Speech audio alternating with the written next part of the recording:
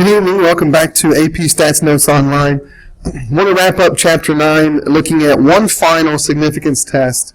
It's a little bit different than the ones before because we're considering data that was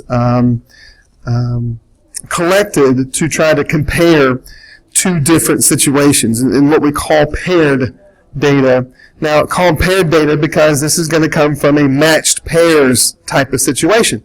You think back to Chapter 4, matched pairs was a way to set up our experiment so that we can pair up experimental units and apply treatments, and it was a form of blocking. And so we're creating these pairs and giving them different treatments and seeing what happens with those pairs. And of course, the pairs would have to be similar in some way. Either that or another way of doing matched pairs is to apply two treatments to one individual, which we tend to do when working with human subjects. Okay? So paired data means that. It's coming from basically a matched pairs design of either a survey or an experiment, right? And some of the condition checks look a little bit different, and the way we treat the data is a little bit different. So wanted to take a look at this. So for their second semester project in AP Statistics, Olivia and Catherine decided to investigate which lane was faster in the supermarket, the express lane or the regular lane. To collect the data, they randomly selected 15 times during a week, went to the same store, and bought the same item. However, one of them used the express lane, and the other used a regular lane. And so I'll stop real quick and say that they randomly selected 15 times during the week. That's going to be important. So to decide which lane each of them would use, they flipped a coin, and that's going to be pretty important as well. If it was heads, Libby used the express lane and Catherine used the regular lane. If it was tails, flip-flop. They entered their randomly assigned lanes at the same time, and each recorded the time in seconds it took them to complete the transaction. Carry out a test to see if there's convincing evidence that the express lane is faster. Okay? So, here's what we got. The 15 times that the girls got into the supermarket lanes. Here are the times. This is your raw data, right? So this is your express lane times.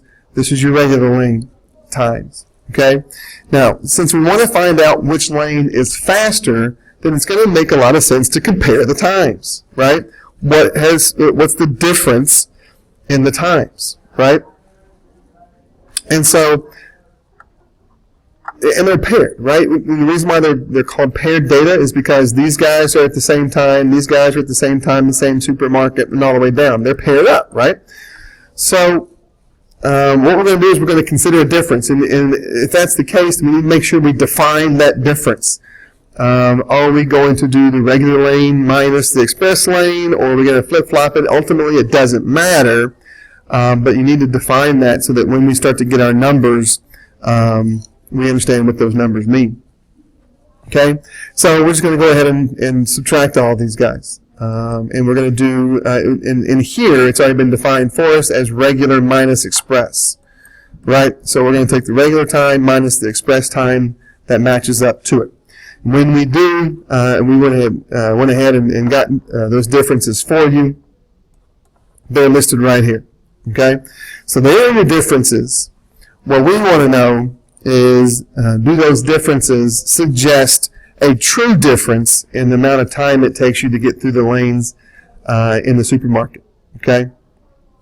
So we need a test. Here's what that test would look like. Okay? First, we've got to state our hypotheses and do our definition work, right? So we're first going to assume that there's no difference in the times that it takes to go through those lanes, right? If there's no difference in the times, then when we subtract the times, all those times, then the mean of those differences should just be 0, right?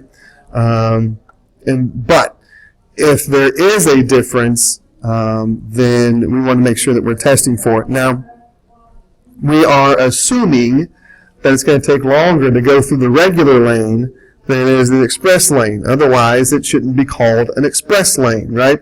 So when we do our alternative hypothesis, we need to state that direction going that way. Now, we've already defined the difference as regular minus express. So if there is the difference that we think there should be, then when we subtract regular minus express, we should get a positive value. This time should be higher than this time. So what our alternative hypothesis will look like is that our mu, which is our mean difference in times, should be greater than 0. Okay? Now, we're going to test this at an alpha of 0.05, because ultimately, whether we commit a type 1 or a type 2 error is not really that big a deal, so we just set it in the middle. And then, of course, we have to define our mu sub d, which is the true mean difference, regular minus express, in the time required to purchase an item at the supermarket. Okay? Now, how are we going to do that? What kind of test are we going to run? Okay?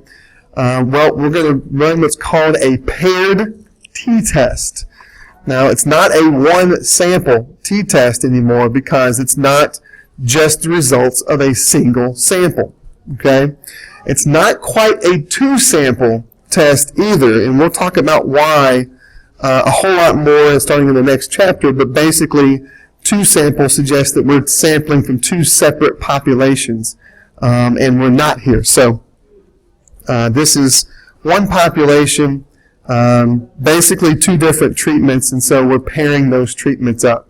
Okay, so we call it a paired t-test, and we're testing for mu sub d. Okay, now our conditions have got to be met. Now the random condition is going to look a little bit different because while we did do a random sample of times to make the purchases, we also have to account for the fact that the students were assigned to lanes at random, right? They also assigned themselves randomly, and that's important because, you know, I don't know, there's difference in movement between the two girls, right? One just moves faster than the other, or whatever. There may be some lurking variable that would just that would indicate the time difference other than just the lanes being faster or slower. So we have to make sure we mention both in this situation, that the random samples, that the times were chosen randomly to go to the supermarket, and that the students themselves were assigned at random to which lane they're going to go to. Okay? Now, our normal condition is the same as it would be in any other t-test, where we don't know if the population distribution of differences is approximately normal, and we did not take a sample big enough for the central limit theorem to kick in. So you're going to have to plot the data. Okay? So graph your sample data and take a look at what it looks like. Again, a dot plot might make as much sense as anything else. Okay? And so understand that we have some positive and some negative values, which indicates that the express lane was faster and slower at different times. And so there is going to be a 0 here in your dot plot, and we need to label that as the difference and show those differences. Now, if you were to do that, it should look something like this. Now, no real shape issues. There is this guy out here. Again, if we were to do a little bit more specific analysis on it, I'm going to go ahead and assume that that guy's not really an outlier. Okay? Could be. You want to check that and make sure. But for time purposes, I'm going to go ahead and say that there's not much skewness, which I agree there's not, and that there aren't any outliers. So it's reasonable to use T procedures. We're going to assume that the population distribution is at least pretty close to normal, and which means that our sampling distribution is going to be pretty close to normal. Okay? Now, the last condition check is the independent, right? Now, we randomly selected the times to conduct the study. Obviously, there are an infinite number of times that they could have chosen from. So it's reasonable to assume that these 15 times that they did choose is less than 10% of the total number of times they could have chosen from. So we can also assume that the differences are going to be independent of each other. Okay? So the wording of the independent there is close to the same, but just your condition checks need to be a conscious thought process. Are these conditions truly being met? And then talking about how they're being met. Okay? That being said, our conditions seem to have been met, and so we're ready to do our test. We need a test statistic. So we're going to take our X bar, right? We're doing a t-test, so our statistic is going to be our X bar. Should look like this. Minus our claim to mu sub d, which is 0, over, the standard deviation from our sample over the square root of the sample size. Okay, and that's what you see here. That t value is 1.97. Now, whether you go into Table B and use the degrees of freedom of 14 to find your upper tail probability there, or if you use your calculator, again, for time purposes, we'll just show you what that p-value is. Okay, so again, make sure that you're listing your degrees of freedom and you're listing your p-value. So through TCDF, if you type this into your calculator, you should get a p-value of 0.034. Okay. At this point, we're going to compare our p-value to our alpha. Our alpha, again, as a reminder, was 0.05, and so we're ready to conclude. Since the p-value is less than alpha, and show that 0.034 is less than 0.05, we reject H0.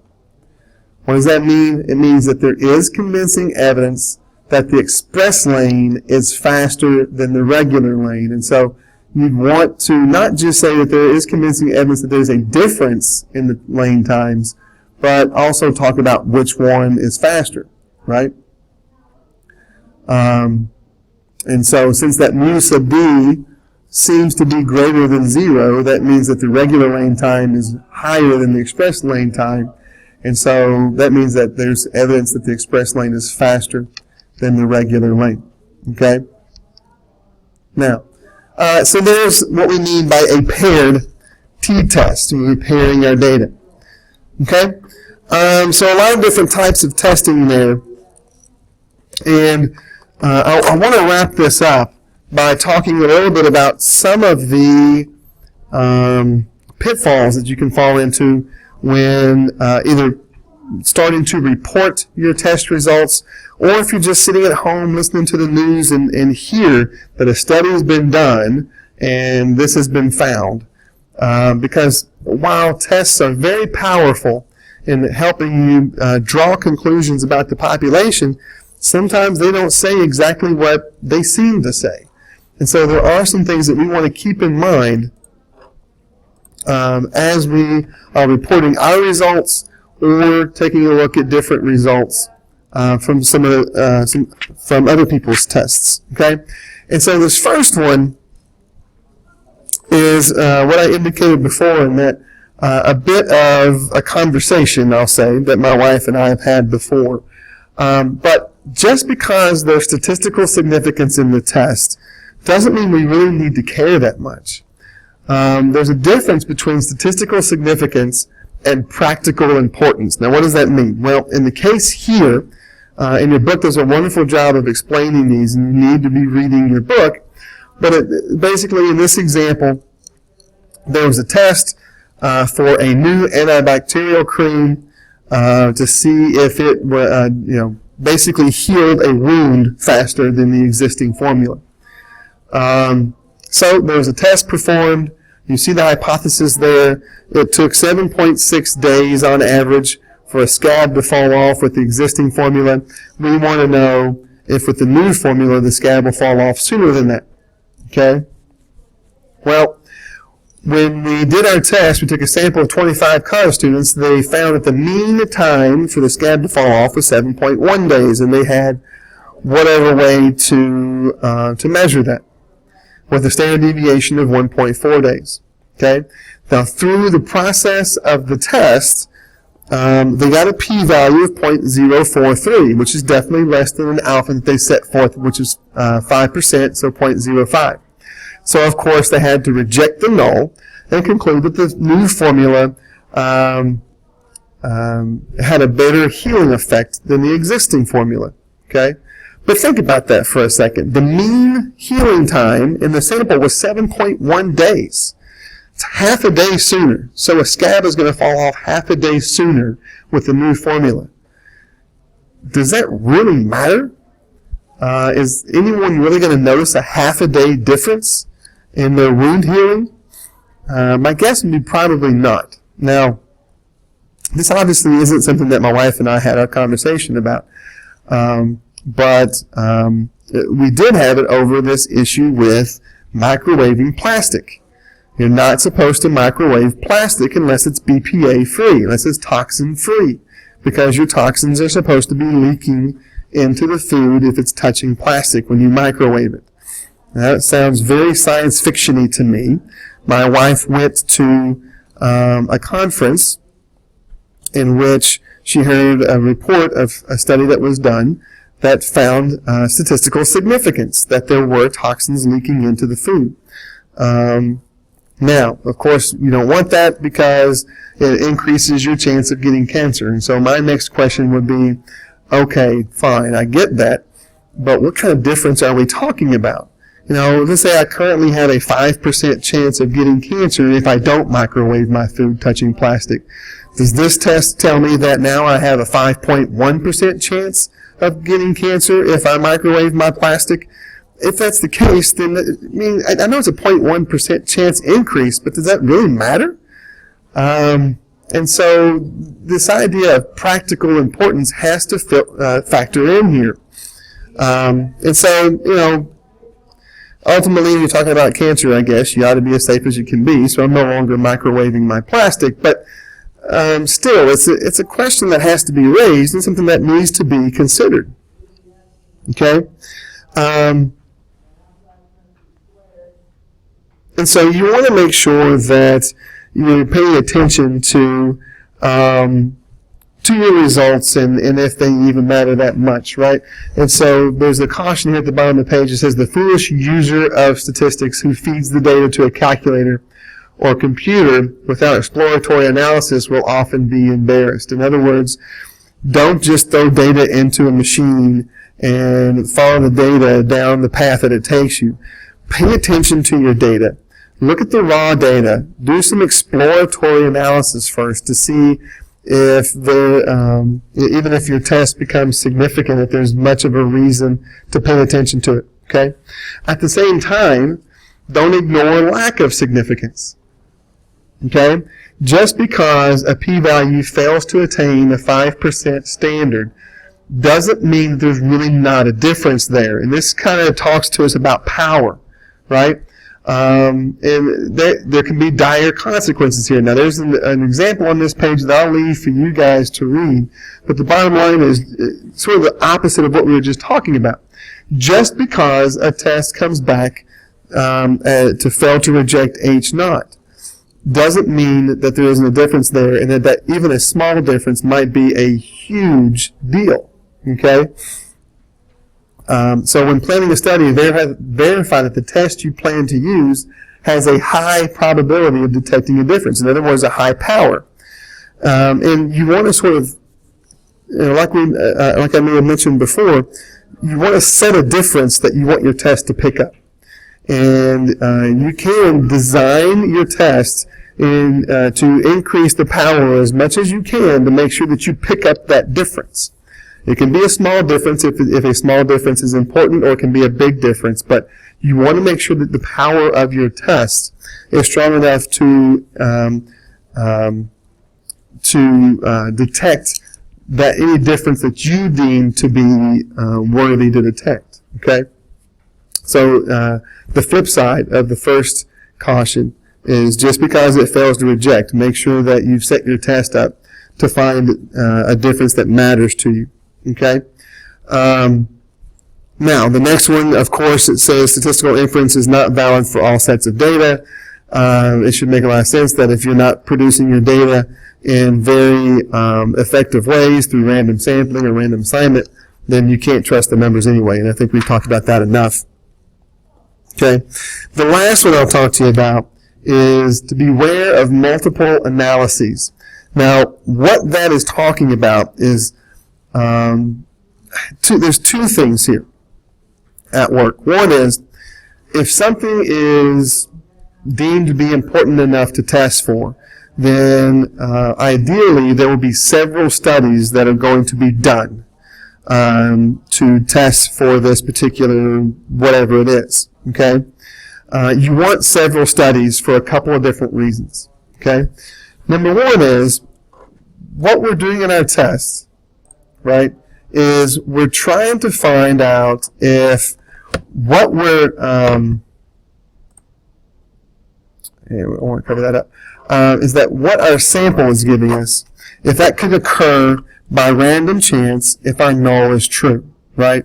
So we create a sampling distribution according to the null hypothesis, and we set our alpha at 0.05, and so there's some statistic value where you're going to get 5% of the time or fewer if the null is true.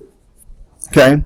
Well, you got to ask yourself, if you get let's call it an X bar that sits out here, there's the whole question is it possible to get that X bar if and we'll call this mu, we shouldn't put that there. If this mu is true, could we have gotten an X bar from the sample all the way out here just by random chance? Is it possible? Well, sure, there's a 5% chance or less that we could have gotten it just by random chance. So it's possible. Now, a lot of what drives statistics is we have to ask, is it plausible? And that's where we reject or fail to reject H naught. But it is possible. So could you run a test, one test, for a mu and reject H naught when H naught is actually true? In other words, could you get a sample that falls out here even though mu might be true? And the answer to that is yes, it's possible. So a single test could find significance when there really isn't any. Okay? So you have to be leery of one test. Here's a test that discovered this. Okay? That's not the deal. The deal is, are there several tests that have found the same significance? If there are, then you can be pretty sure that all of these tests wouldn't find significance if there wasn't really significance there. Okay? Now, but you have to take that with a grain of salt also, because 5% of the time you'll get an X bar down here just by random chance. So the opposite of that, the opposite end of the spectrum there, is if there are 20 tests that are done, and one of them comes back statistically significant, then don't focus on that one test, because that could happen just by random chance. 5% of all possible tests, if they're set at the same significance level, will come back with significance, even if there really isn't any there. So I think it means more that if there are a lot of tests and they all say the same thing, then that tells you more than if there are a lot of tests and one tells you something and you want to harp on that one result. Okay, case in point is this vaccination issue causing autism. And that was sort of the crusade of the day for a while for celebrities and things like that. Autism is increasing, and people think that the vaccinations that we're giving our kids is causing it, right? And there are so many studies that are saying no, it's not. There's no link there. But there was one that came out and suggested that there was a link, okay? And based on that one, everyone wanted to sort of jump on the bandwagon, right? But the problem was it was just one. Now, the test also wasn't done properly, and that was an issue as well. But anyway, back to this beware of multiple analyses, okay? All right, guys, that's it. That wraps up Chapter 9. We can start working towards our test. And homework is in the text, and we'll see you guys in the next class. Enjoy your night.